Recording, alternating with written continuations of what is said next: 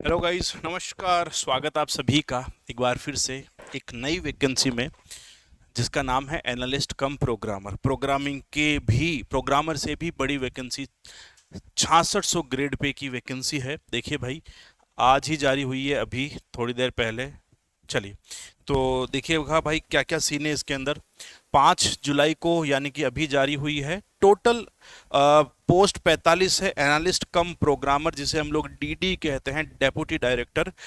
General के reserve रखी है 12, एससी की 6, एसटी की 4, ओबीसी की 7, ओबीसी की 7, एमबीसी की 2, ईडब्ल्यूएस की 4। ये टोटल टोटल वैकेंसी जो है वो रखी गई है। ठीक है, अब इसमें क्या क्या चीजें हैं देखिएगा।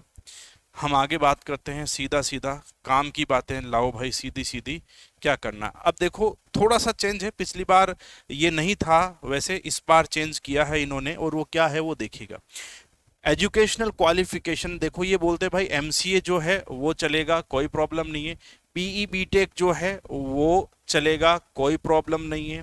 ठीक है, किस में होना चाहिए? Information technology, computer science, EC, electronics and communication. ठीक ही है, मतलब आईटी में होना चाहिए, ईसी में होना चाहिए, या फिर होना चाहिए सीएस में। ठीक है, ये तीन स्ट्रीम आपको सीधे सीधे दे दी, इनमें से चलेगा। ठीक है, फ्रॉम ए रिकॉग्नाइज्ड यूनिवर्सिटी, जो भी रिकॉग्नाइज्ड होना चाहिए, और एमटेक डिग्री, और एमटेक इन आईटी, सीएस और ईसी, ये चल सकता है।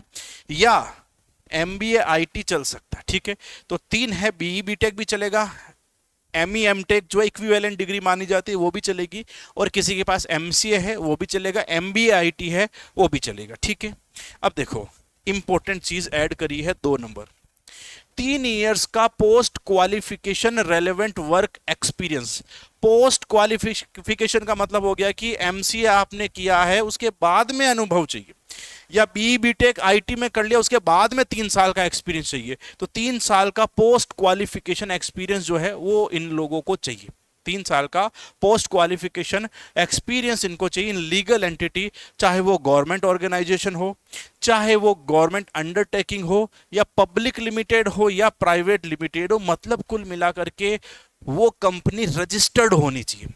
अगर वो रजिस्टर्ड है तो आप एलिजिबल हो, और अगर वो रजिस्टर्ड नहीं है तो आप लोग एलिजिबल नहीं हो। ठीक है, ये सीधी सीधी गणित इसके अंदर ये वाली है। ठीक है, उसका रजिस्टर होना जरूरी होता है। ठीक है, अगर वो रजिस्टर्ड है तब तो ठीक है, और रजिस्टर्ड नहीं है तो फिर आप लोगों का काम नहीं होगा। ठीक है, चलो आगे बात कर लेते हैं। कंप्यूटर का नॉलेज होना ही चाहिए आप लोगों को। शैक्षणिक योग्यता जो है वो है, तो ये आवेदन करना, गलत आवेदन नहीं करना। ठीक है, अगली बात ये कहता है यहाँ पर, ये देखो कि पे मैट्रिक्स लेवल लेवल 16 यानी कि 6600 ग्रेड पे है। ठीक है, एज ग्रुप 21 से 40 तक चलेगा। ठीक है, अब देखो ये कहना चाहता है कि क्योंकि इससे पहले एसीपी की जो वैकेंसी थी वो 2014 में आई थी। ठीक है, उसके बाद कोई विज्ञापन ही नहीं हुआ, इसलिए ऊपरी सीमा में 3 वर्ष का जो है आपको दिया जाता है। तो इसका मतलब हो गया कि ऐसा बोल सकते हैं 21 से 43 तो जनरल के लिए है, फिर ओबीसी एससी एसटी का जो होता है वो हमारे लिए है। ठीक है, चलो और आगे बात करते हैं भाई। और क्या काम की बात है? काम की बात यह है कि चयन प्रक्रिया जो है इसका जो नियम है, टेक्निकल के जो नियम है उनके अकॉर्डिंग ही होने वाली है। ठीक है, उनके अकॉर्डिंग होगी। तो आपका जो इसके अंदर आवेदन अवधि है वो 16 जुलाई से स्टार्ट होंगे, 14 अगस्त तक। ठीक है, ये आप भर सकते हैं। ठीक है, आवेदन वही एसएसओ में जाके भरना, नई बात नहीं है हम सबके लिए।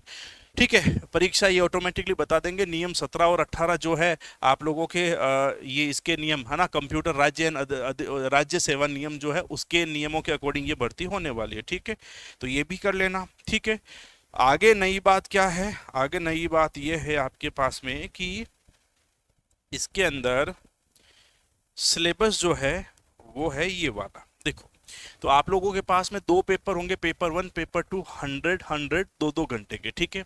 मिनिमम क्वालिफाइंग मार्क्स ये बोलता है कि 40 मार्क्स जो है, मिनिमम 40% है, वो क्वालिफाइंग माने जाएंगे। किसके लिए? सबके लिए। लेकिन आपको 36% है वो माने जाएंगे एससी और एसटी, यानी कि जनरल और ओबीसी को कम से कम 40% चाहिए, बाकी 36 पे काम हो जाएगा, ठीक है। तो 2 पेपर है। अब दोनों पेपर में है क्या क्या, वो भी सिलेबस दे दिया यहाँ पे। पेपर 1 जो है उसमें आप लोगों को रीजनिंग और न्यूमेरिकल एनालिसिस और जीके है, डेटाबेस मैनेजमेंट सिस्टम है और data communication and computer network है, यानी वही सिलेबस है जो कंप्यूटर प्रोग्रामर का है। और सेकंड पेपर में जो सिलेबस है, again system analysis and design and software project management. Java या प्रोग्रामिंग लैंग्वेज प्रोग्रामर में आती, यहां पर वो नहीं है, यहां पर प्रोजेक्ट मैनेजमेंट है, सॉफ्टवेयर प्रोजेक्ट मैनेजमेंट, ठीक है। ये सिलेबस है आप लोगों का। वही 5 आपके ऑप्शन आने वाले हैं, 5वें को काला करना जरूरी है। ये वो काम की बातें हैं, अन्य इंस्ट्रक्शन है, ठीक है। हमारे पास में तो एक ही बात है सीधी सीधी कि भाई आप लोगों के एसीपी की एसीपी एनालिस्ट कम प्रोग्रामर की वैकेंसी आ चुकी है, और इस वैकेंसी में टोटल जो वैकेंसीज है वो 45 है, ठीक है। और एक्सपी जो क्वालिफिकेशन है उसमें बदलाव है, बस उसको समझ लेना कि आप लोगों के पास में जो है डिग्री होनी चाहिए, और डिग्री के साथ में पोस्ट क्वालिफिकेशन एक्सपीरियंस होना चाहिए 3 साल का कम से कम, है ना। चाहे सरकारी हो, चाहे गवर्नमेंट अंडरटेकिंग हो, चाहे पब्लिक लिमिटेड हो, चाहे प्राइवेट लिमिटेड हो, ये बातें बहुत इंपॉर्टेंट है। और बिना इस एक्सपीरियंस के, देखो यहाँ पर और नहीं है, एंड है ना, यानी कि ये तो होना ही होना है। अगर ये नहीं है, ये पिछली बार नहीं था, और अगर ये होना ही होना है, इसका मतलब आप लोगों को अनुभव जरूरी है, ठीक है। Anyways this is what we were expecting actually, but थोड़ा सा परिवर्तन है वैकेंसी में। एनीवेज जो जो एलिजिबल हैं वो जरूर अप्लाई करिएगा। मिलते हैं बाद में। थैंक यू सो मच, अगले वीडियो में बात करेंगे।